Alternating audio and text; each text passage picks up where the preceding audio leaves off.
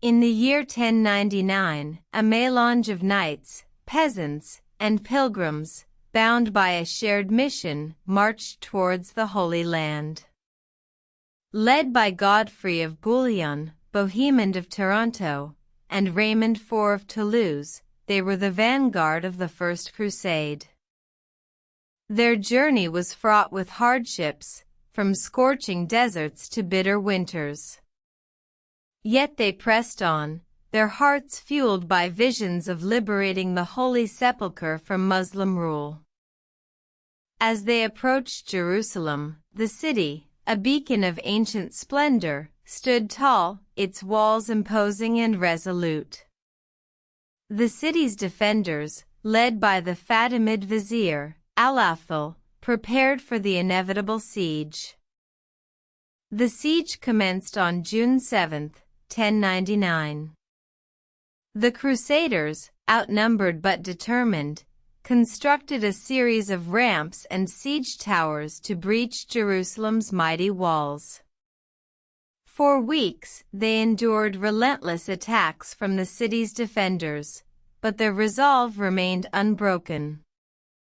On July 15, the Crusaders finally breached the walls, in a section known as the Damascus Gate. The city was thrown into chaos. The Crusaders, fueled by their faith and the promise of salvation, swept through the streets, killing thousands of defenseless civilians. By the end of the day, the city was in their hands. Godfrey of Bouillon was declared the ruler of Jerusalem, a title he reluctantly accepted. The capture of Jerusalem marked a turning point in the First Crusade, setting the stage for the establishment of the Crusader states in the Holy Land. The consequences of this event echoed through history. The capture of Jerusalem ignited a series of conflicts between the Crusaders and the Muslim world, shaping the course of medieval history for centuries to come. Yet, it also served as a symbol of the power of faith and determination, inspiring countless tales of courage and sacrifice.